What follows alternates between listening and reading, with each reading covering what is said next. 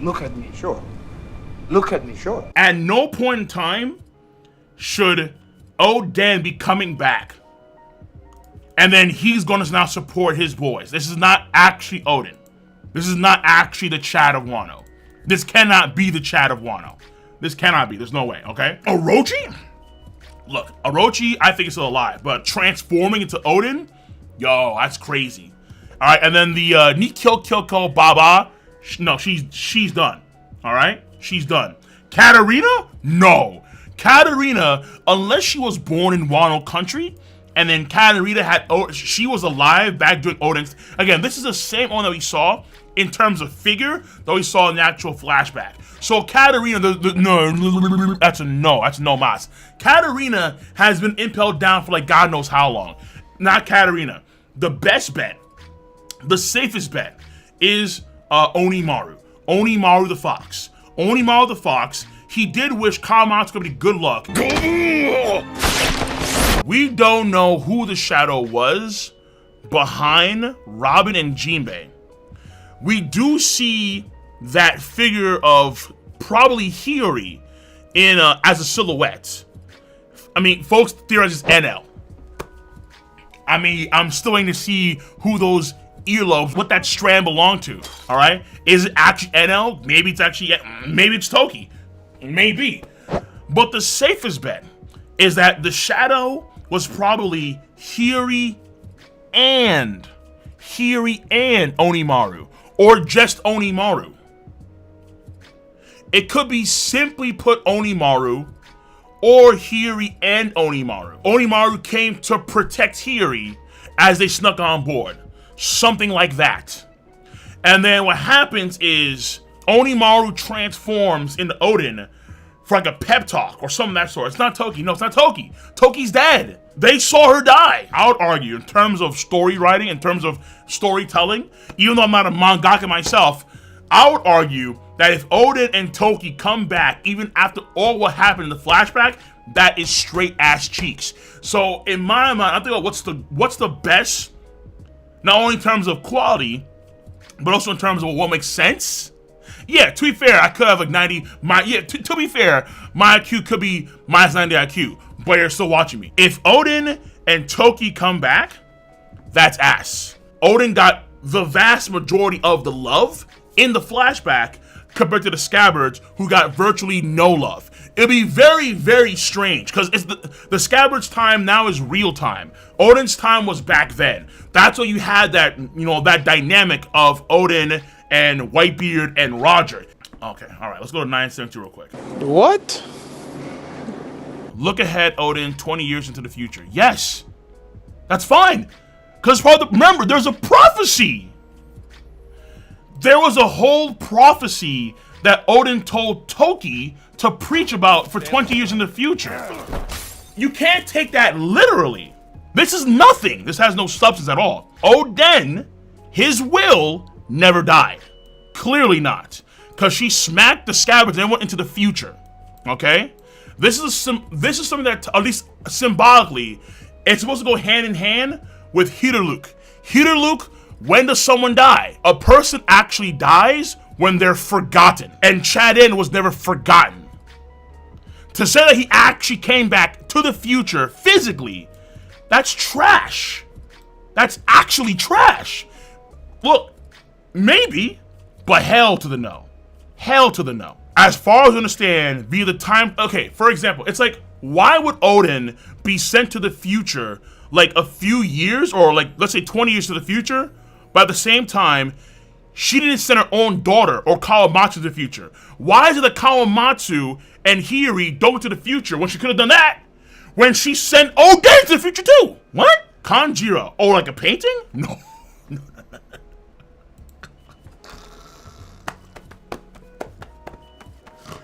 Listen, that's a f***ing woof. That's a woof. That's a big balls play. Kanjiro heals these dudes? Wait. Actually, hold on. What if Hiyori actually bandaged them up? And then Kanjiro just arrived. He saw them Oh, what if he saw them wounded but together as a group, and then he turned into Oden via his own drawings to kind of shell shock them? It's not Toki. It's not Toki. It's not Toki. All right. Listen, the best bet. I mean, that's kind of crazy. So I'm putting a lot of money on Onimaru. I'm putting a lot of money on Onimaru. A lot. Fat stacks. Fat stacks on Onimaru. That makes the most sense. By far. By far and away. And then Hiri was the one to actually wrap these guys up and actually save them. All right. Onimaru's trash. Not anymore. Not anymore, baby. Not anymore. He came in clutch. That makes the most sense by far. Okay. However, I'm not against the Kanjiro thing, though as far as I understand, given a Kabuki play and how, like, someone like, I forgot what character he was in terms of playwriting. He dies off screen, and apparently that's disgraceful to some kind of, I forgot what it was exactly in terms of Kabuki play, but he could be dead. Okay, fine. Orochi, probably not, I don't see how. Katarina, no. I highly doubt that. It could be a random person, like maybe Fukurokuju has some ninja skill that allows him to transform into someone. Maybe.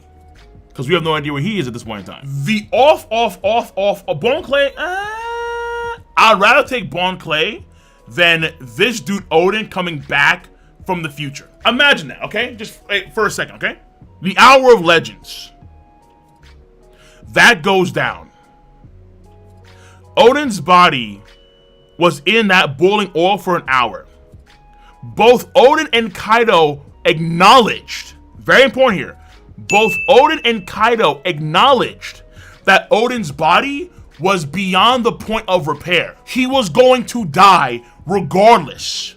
And he comes back 20 years later squeaky clean? That nigga's tripping. No. No. No. Imagine that. Imagine Oden saying, they can forget about me for all I care. My soul live on. My son lives on. And he's actually alive 20 years later. Like, what the hell is that trash? Hell no. Hell no. Oden's astral projection hockey through time and space, like in Star Wars, yo, that would be the, I mean, I know Oden's a Star Wars fan. That would be the worst possible outcome of all time. Okay, Thomas Teapot, explain. Thomas Teapot has a Tanuki fruit. It can change shape. And that is, you mean the teapot, the Tanuki, that was unironically sitting on its own testicles. That thing. Really? Really? Yes? Okay. Okay. Alright, I'm not leaning towards Thomas Teapot, okay? Considering how Thomas Teapot was a non-factor for the vast majority of this arc, how Thomas Teapot was kind of pretty freaking irrelevant. Yeah, I'm willing to bet it's not Thomas Teapot. I'm pretty sure Thomas Teapot, the Tanuki, is still sitting on its own testicles to this day. That's my fucking guess, okay? That's my guess. This is like the NL thing. It's like, oh, fucking hell yeah, NL's back, and NL cares about Kinemon. Whoa! I would love NL being back. That would be trash. That would be dog shit for like 1 or 2 chapters. Then he come back, he'll L-Thor Kaido and Big Mom, call a damn day, and NL finally top 1 the verse. Except for Shanks, of course, obviously. And I'm happy. But that's not happening, clearly. So, at least not yet. Not yet. Oden has a scar from being shot. Jesus. There's a line over his eyebrow, like he's raising his eyebrow. It's not a scar. It's not a scar. Oh, Jesus. Oh, and it's a bullet wound. It's a bullet wound. He didn't dodge it. He got, oh man. In fact, we see in the flashback, the blood go, okay, well, to be fair, it's a silhouette. Oh no, this is Cap. This is, no. No, it's not a scar. Stop it. Imagine that. Imagine in Toki and her ties and her care about Oden and her willing to die at that moment because Oden had passed away and Oden's still alive. She found peace and solace with Oden. the only man that she truly loved after jumping from energy into the future. She sends him into the future, and she decides to stay back and die? Yo, come, she's not dead. Oh, you know what? Fair. Fair. True. Massive. You know what? Listen, I could be wrong. I could be a straight up 40 IQ retard. Fair enough. Fair enough. But I doubt that. Okay? I have a degree in engineering, so I'm pretty sure I'm at least over 50 IQ. I'm willing to bet. I'm willing to bet. Okay? Could Toki actually be alive? Maybe, but it's a very, very off chance, I'd argue. The safest bet is the fox. That is the safest bet.